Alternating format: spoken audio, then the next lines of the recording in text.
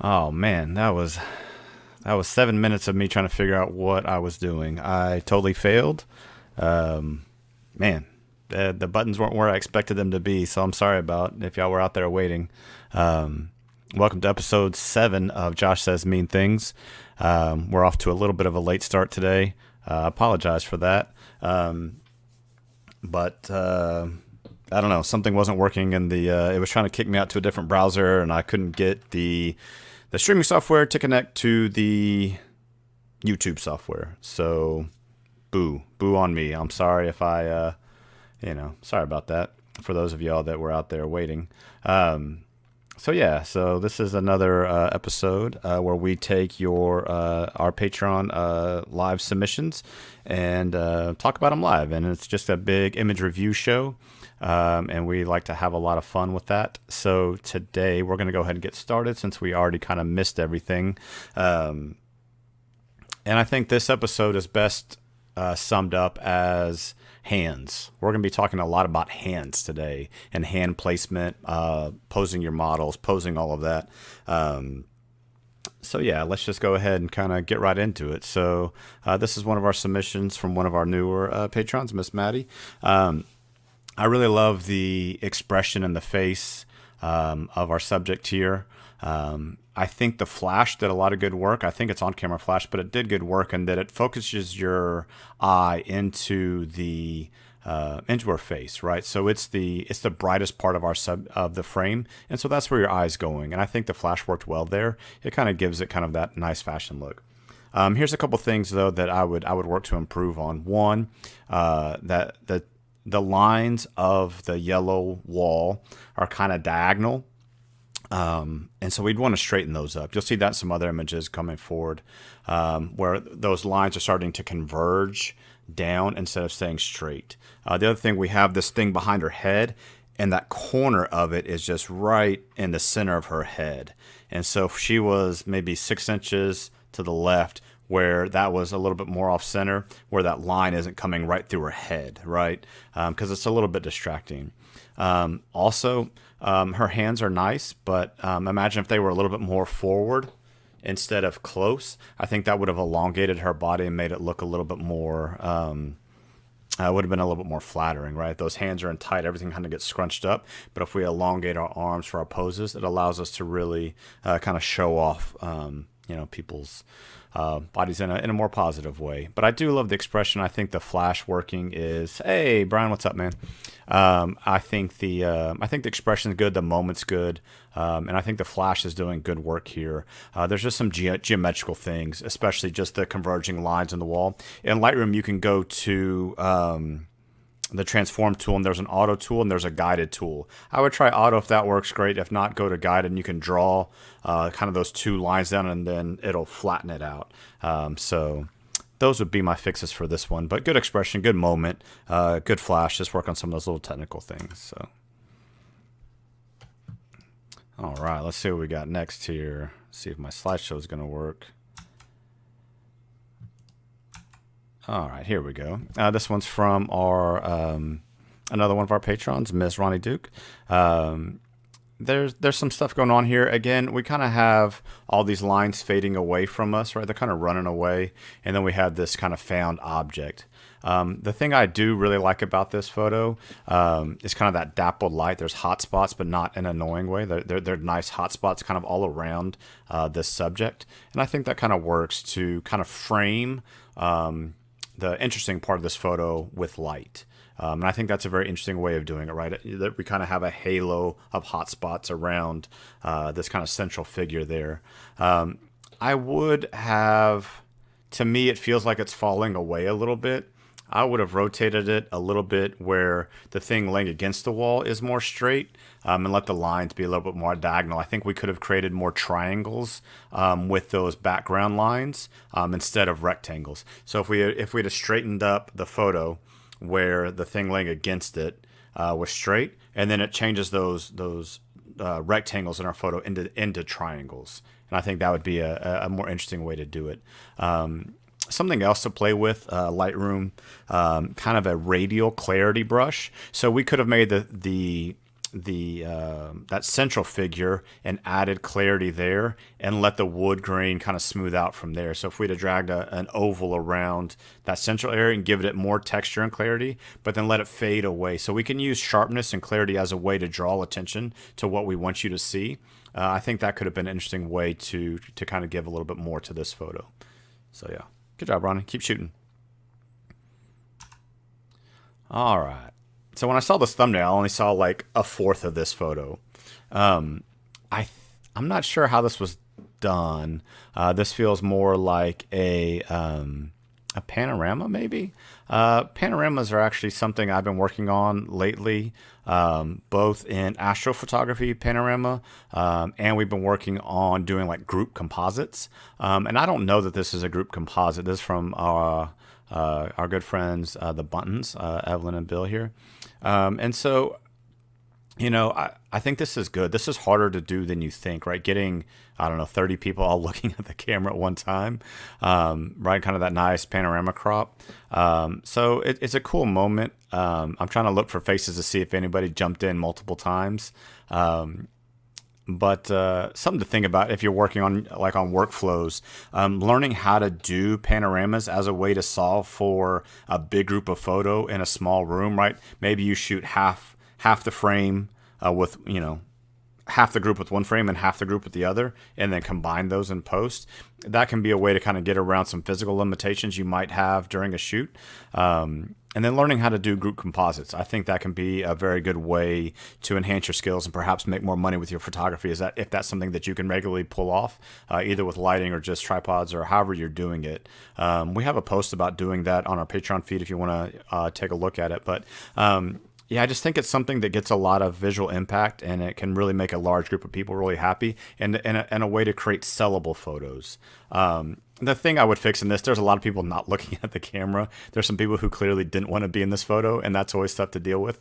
But you know, you're always going to have that a little bit. So, you know, take a couple shots and see what you can do. See if you can, you know, Photoshop in. We have people sticking out their tongues and maybe flipping the bird in the back in the red shirt. So anyway, yeah, group composite, something to work on.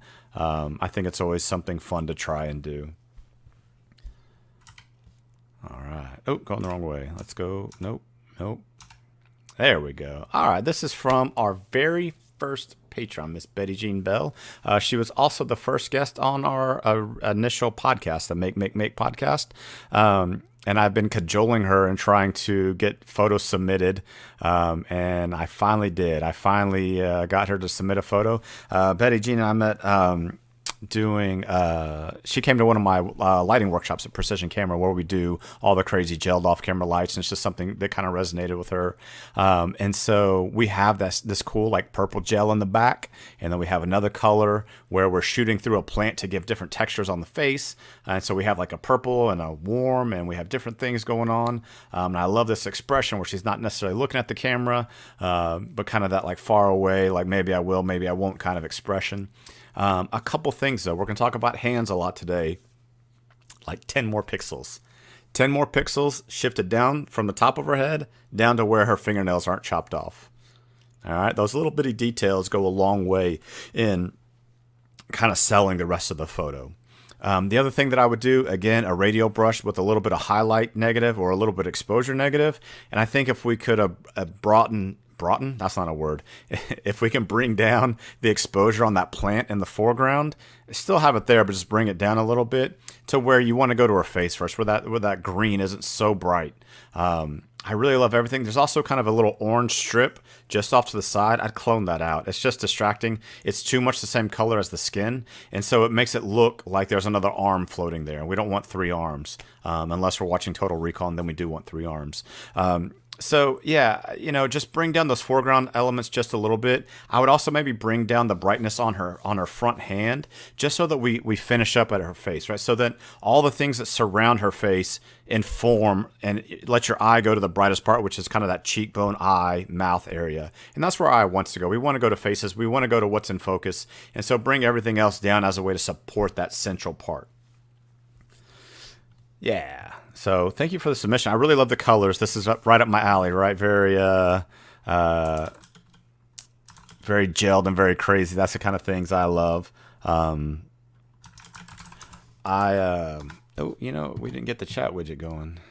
I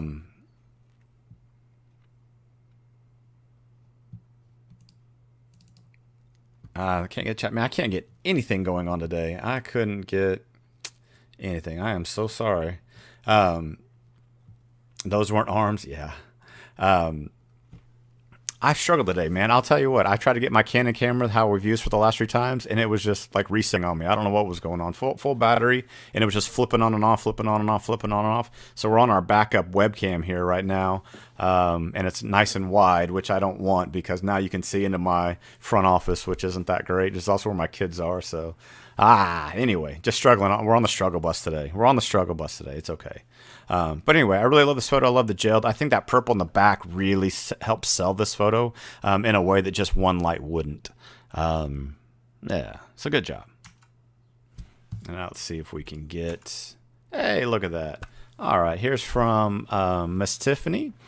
She submitted this nice seaside scene down by the seashore. She's selling some seashells.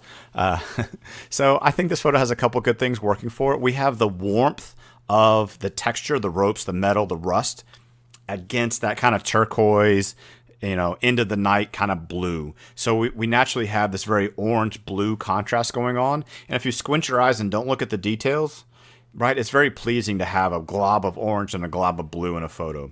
If you want to do something funny, just go look at any like movie titles, right? Remember movie posters back when we used to go to movie theaters? Go back and look and see how many times we see that cyan and orange pairing, right? That blue and orange pairing, right? There'll be an explosion in the guy's face and then a blue background with titling, right? It happens all the time.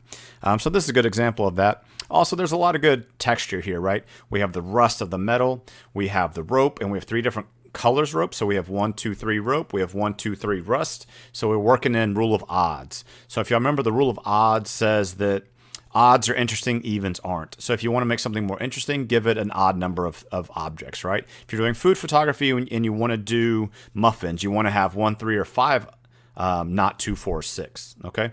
But it also works geometrically. So we don't like straight lines, we don't like rectangles. We find circles, 1, triangles, 3, and pentagons, 5, more interesting than straight lines, squares, rectangles, and so forth. So anyway, just that's the rule of odds. I think this photo could have worked just a little bit more. It could have gone 2 ways. I think shooting lower and making those ropes that are coming down like this, shooting low and then up and making them look more heroic could be interesting. Or just focusing on the rust and the kind of top pegs and kind of coming in and punching in a little bit more could have made it interesting. We have these good diagonals in the lower right, and I would have liked to have seen more of that. So maybe get low and shoot those up, and that could have really made it more surreal instead of what is. We could have made it what it could have been. And so that's kind of a good way to think of things. Are you shooting what's there, or are you shooting what could be there? Okay. But I like this, you know, the backgrounds are just, you know, they're pretty distracting. If there was a way to a focus where, or maybe using shallower depth of field, where everything in the background wasn't so in focus, a little bit more blurred. So maybe, you know, if you could have opened up that aperture all the way. I'm curious also if there was an external flash being used, now that I think about it. There's a little bit of shadow there that maybe that's what it was. Interesting nonetheless. A lot of texture, a lot to work with. I would have kept playing with this some more and see what other angles we could have come up with. That left side of the image just is a little bit weaker. So yeah, I would have liked to have seen a little bit more work just in the thought, but the idea is there, right? The idea is there, but just a little bit better on the execution. All right, this one's submitted to us from Miss Kier, who's out getting a tattoo right now.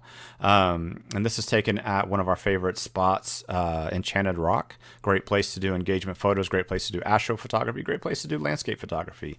All in all, it's a really great place to go and shoot if you get a chance out in Fredericksburg, Texas. And she said, you know, she asked me about submitting this photo. She said it just kind of felt off. Like there was just something that was close, but it wasn't all the way there. Yeah, and I kind of agree, right? Playing with that hard light and the cool shadows.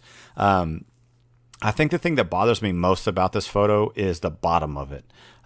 This rock is such a structure, and we kind of cut the hands off of the rock, right? You think of a rock kind of standing, you know, sitting in place, but it cut them off. So I would have liked to have seen the same thing and just really down.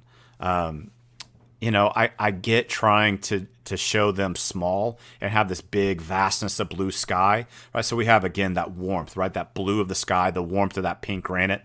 But it just feels like it's in between. I would have liked to have seen maybe a horizontal crop where it's cropped just at the bottom of their feet and then a huge wide expanse behind them, or keeping this vertical crop and coming down where we get the base of that rock in there. And I feel like it's gotten chopped off, like the feet have gotten chopped off on the rock. And so be careful about that. I think the hardest thing with photos in general is getting something that's close, but it's kind of in that middle ground. Like, where do I crop off? Where do I show? What do I not show? And just learning that weight of the image and like how much to show, how much not to show, but also lens choice as well, right? Like, which lens am I using? For what subject. But yeah, this one just kind of feels in the middle. I would have liked to have seen either a lot more sky and more rock, or less rock and cropped up at their feet and something else more interesting. I do like her expression. I do like the way the light's kind of hitting their faces in a very dramatic way. There's a lot going for it. I like the feel of the photo in terms of coloration and vibe and happiness and all of that. There's just a little bit something off in the framing of it. All right, this one comes to us from Kendra, who's probably working right now. And she asked me when we were doing this, she goes, man, I just, the glare of these is just a little wrong. And, it's a cool scene, but, something's just something's not right. So first, let me say that when we're shooting cars or anything with these kind of, and black metal is maybe the hardest of all the cars to shoot. But what could I have put on to make this photo better? And a couple things. One, a circular polarizer where we can control the angle of incidence. Basically, think of it as a shield in front of your lens where you can bounce light in different angles. Okay? So the light is still hitting the lens, but we're controlling which way it hits. And so by spinning that circular polarizer, we could change whether the light was hitting what was reflected back to us. So if you look at like the hips on this Porsche, we could have changed how it reflected back at us. Okay, so that'd be the first thing I would pick. The second thing, again, we have the geometry of this photo. If you look at the very right side of the brick wall, it's kind of coming in at an angle, and the left entryway is kind of coming at an angle. So again, the transform tool in Lightroom, where we can do either the auto tool, which may or may not work in this one, but you could probably the guided tool where you're going to draw the lines that aren't right and then it straightens them up. That's going to go a long way to fixing the geometry. In a photo like this, you want it to be just right. And anything that takes away from it being just right, we need to do. Okay, so 1, circular polarizer. 2, fixing the angles so that it's not coming down. You see this especially with wide angle lenses. Anything from 50 mil working your way down, the further away you get from 50 millimeters, the more you're going to see that. So if you're like at 16 or 12 millimeters on a full frame, you're going to get really, really more crazy distortion. That can be useful sometimes, but if you're trying to make the scene that looks perfect with that, all of the curves of the Porsche against the straight lines of the brick, we just need to correct the geometry of the lens a little bit more. Yeah, you could shoot low. I think the angle is fine. The geometry, I think the circular polarizer is the first thing that I would fix on this one, just because we could make the Porsche look darker. Also, a gradient tool to kind of even out that exposure from the top of this blue wall down. I think we could have brought our eye back to the Porsche by darkening it. So the way it goes, the darkest part is in the center, and then your eye is leaving through the top. So if we'd use a gradient tool to bring down that exposure coming from the top to bottom and darken up the top of the building a little bit more, I think it would bring your eye back to the car a little bit more. So that's what I would do. Also, if you could have moved the Porsche like 6 inches more forward so that the tail light doesn't go through that back metal pole in the back, I think that would have helped as well. Yeah. But I love the blues and blacks. But yeah, cars do look good shot from low, right? But just finding that space. Something also that's helpful, a lot of cameras have a grid either in their viewfinder or in their live view. And so that's something I use quite a bit when I'm trying to frame things up. I'm looking to kind of align the edges of the wall to my internal viewfinder so that I get straight shots. This is also where tilt shift lens comes in. If you definitely want to have a higher angle, but you don't want that distortion, now it's not feasible to always have a tilt shift lens. But this is what tilt shift lens fixes, where you can get a higher perspective. Ooh, boy, we're getting some flare over there. Yeah.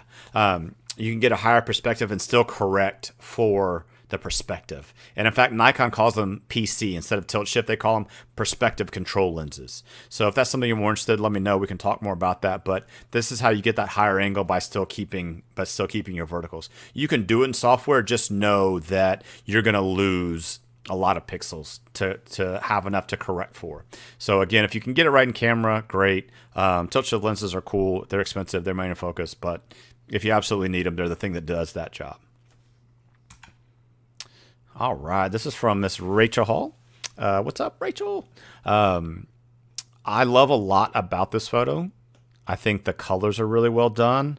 It's not overly blown out. It's not overly warmed up, right? Their skin tone just looks nice. Those out of focus highlights are super pretty. They're framed in between two trees, which is, they're kind of there but not there, which is really nice. Their expression is great. The lighting's really good. There's a lot to love about this. But we're going to talk about hands today. And the gentleman lost his hand. He's now a one-armed bandit. And it was chopped off the wrist. On this type of pose, something that we can do is just ask them to put hands in the front, right? So if he would just had raised his arm where he's grabbing her arm or her shoulder or her hand, where her hand is up higher and his hand is on top, that would bring his hand back into the photo. Now there is room above their head. Look how much room is above their head. So you could have come down lower so that his hand is in the photo as well, right? So just, bring the camera physically lower, keep everything else the same, and his hand would be back in it. But that hand chopped off, ooh, that makes it tough. The other thing with her hand, where it is, the weight of it's kind of on his abdomen, and it's pulling down the shirt. And so now his shirt is bunching up at the bottom. Again, if she holds onto the collar of his jacket, that doesn't happen as much. Just little things to think about, right? But if she holds her hands up a little bit higher on the collar instead of down low, you're not going to get that bunching at the bottom either. So yeah, one of the books I'm reading right now that's really good that goes into all this is Lindsay Adler's posing book. It's really good. There's also a really good resource. There's a Creative Live video of Jerry Giannis. And he goes through a bunch of poses. He goes through like 60 poses in 5 minutes. It's crazy. But something like that, if you're shooting engagements, if you're shooting people, that sort of thing, lighting's great, composition's great. But once you get those things down, which I think this did, posing's that last kind of hurdle to get over of, hey, we have good light, we have good composition, we have good expressions. Now we need to work on getting them into angles that work well and complement them. But yeah, hands, los manos. Yeah, but everything else about this, I really love the colors and just all of that. I almost would have come in more. If this was the frame, I would have come in more where it's just their faces and we don't worry about their hands. But once we see 2 of their hands, 3 of their hands, we want to see the 4th. And having it chopped off is just, work on that. But it punched in, it might actually be a really good sellable image because their expression is great. Yeah. All right. I think this is not a real person. No, I know who this is from. What's up, Bill? This is from a software called Set a Light. And it's a lighting software that allows you to learn and pre-plan how to light. Our photo club, shout out NAPS, napfs.org. I'll put that in the chat window. How can I do that? Over here. We just had a class on this from Bill. And it was really cool. It's something that I'm going to be looking at.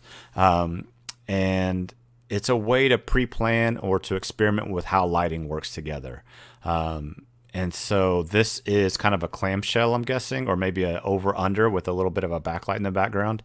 But it's a really cool way to work on your lighting without having to waste somebody's time, right? And you don't want a model just sitting there going, oh, can you hold still? I'm going to change the lights. Okay, I'm going to change them again. Okay, I'm going to change them again. Okay, now, right? That can be a little frustrating if you're the model. Not that I'm ever the model, but it could be from what I've heard. So it's a cool little piece of software. If lighting is something that you dig like I do, great resource, right? Really great resource to experiment, to play, to do all those things. so that when the time comes to shoot, you're ready to go, right? You could print off all your settings. You can print off the layout of everything. It's really cool. But again, her hand got chopped off again. Please don't chop off hands. This is where that arm to the collarbone or coming across could work well, right? Now she's a model, whatever. She's not supposed to have real hands. She's a computer model, not a real model. But again, just be aware of hands and kind of where they are. I think this one would have worked as a vertical instead of a horizontal, because then you could have gotten a little bit more, right? Then we could have come down to our midsection and kind of shown off a little bit more. But yeah, set a light. Let me type that in there as well, just so it's there for posterity. Oh, set a period light. Yeah, very awesome. All right, thanks for that submission, Bill. Appreciate it. All right, this one is from Miss Debbie Cole, she's a street photographer who's getting frustrated that she can't go out and shoot people right now, from what she's told me. So I really like this one, though. I love the layers. I love that shooting through a window, and just all the layers that are going on in this photo. Really good job of keeping all the verticals vertical, the horizontals horizontal. I love how the window has that diagonal line, and I think that makes it very interesting. If it had been more of a square line, I think it would actually be less interesting. So the fact that we kind of have a diagonal as our frame is really good. I love how the Capitol's in focus and the buildings behind it on this gray day are just kind of ethereally there. Ethereally? I'm just making up words today. We're just going to make up words. But they're there, but not there. But the Capitol is actually the midground, right? So all of the stuff leading up is actually foreground.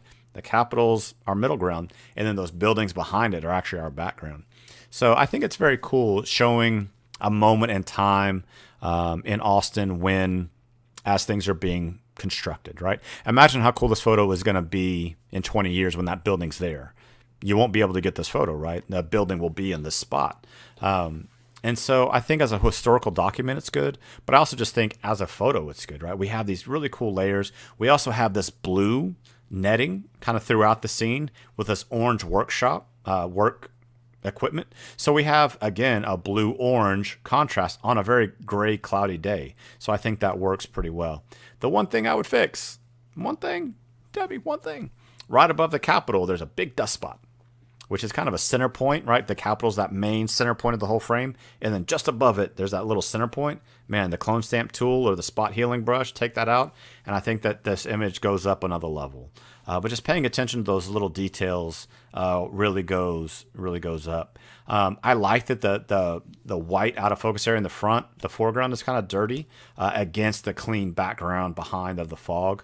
And I think it's also good showing restraint with not going overly saturated, overly clarity, over textured. I think showing restraint in editing and making it look like the photo, that's just how it is, instead of overly done.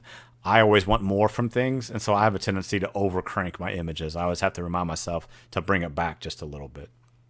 But I think this is a really nice job. So keep walking around.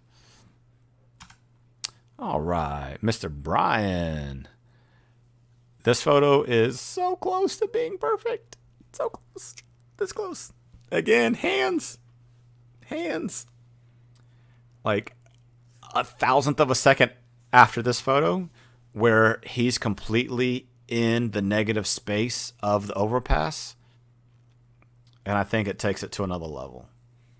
Just that split second of time just after where he's completely in that framed, I think takes it to another level. I love that photos like this had an idea, had an execution. Right, we have a skateboarder playing with his hair as he's going down, right? The gentleman barber on a skateboard, like in a all black with a tie. Like there's something going on with this, right? There's a story there. I happen to know the story, but if you didn't know the story, it's still interesting, right? It's still something where it's like, man, what is going on? Like what's the story here? What's going on? And so I really think that there's a lot to like about this. I like how we have a lot of triangles, right? We have the triangle of the slope, and we have those converging lines in the background. The one thing that is a little distracting, I maybe would have cropped that left side of the photo a little bit. There's a car in the background there that's in relief against a really bright white spot. And I think cropping that out is going to make the eye have to go to our subject. I think it does go to the subject, but I don't want my viewer to have any chance to go anywhere other than where I want it to go. And in this case, I want it to go on the guy skateboarding. So that bright white spot where the car is, that SUV is, crop that out or clone that out. And I think it's going to be a stronger image because the abstractness of all the shape behind is really good, but having that concrete thing in the back, not concrete like actual concrete, but having the one car there kind of takes away just a little bit. So I'd pull in, that left side maybe 5%. There's nothing else there that really that can't go away. But yeah, this is really cool. I really love the story of this. That hard shadow is really fun as well. This image wouldn't look right with soft lighting, right? It wouldn't look right with a big like softbox and reflector fill, right? That wouldn't look right. The harshness of it works. It's a harsh scene. We have the bright white, we have the dark blacks, so we want those harsh transitions from white to black. And again, of course, it's black and white because that's all Bryan knows how to do. Kidding. All right. And that is it for today. So yeah, I think the big takeaway from today, again, just be very careful with hands. Be careful. Learn about posing. Again, the Lindsay Adler book, Posing, is really good. I'm reading it right now. I can always get better at it. But just studying, I think the benefit of something like this, of listening to a stream like this is learning from others, is seeing what other people do and taking what they did and learning from it as well. And so in that case, we went through 10 photos and you could learn 10 mistakes. Whereas if you only submitted, if you only had one photo, you're only going to learn one of your things. So, I think keep studying, follow people that are better than you. I certainly do. And just try to see what they do well, see what they do wrong, and try to learn and grow from as many inputs as you can. Yeah. So yeah. We were supposed to have a podcast episode out, but we had some technical difficulties, so we're still working on our latest episode of Make podcast. So I'm working on getting some more of those set up. If y'all have anybody that y'all want to hear me interview, go ahead and send me a note, however you choose to message me, and let me know who you'd like to hear from. I'm looking for artists of all kinds, people who make things, whether it be a business or anything creative. I'm always looking for that. I just want to hear how they make a living doing the things that they love to do. But yeah, otherwise, thanks for joining us. This has been episode 7 of Josh Says Mean Things. I hope it wasn't too mean today. So yeah, y'all have a great rest of the day, and we'll see y'all again in 2 weeks. All right.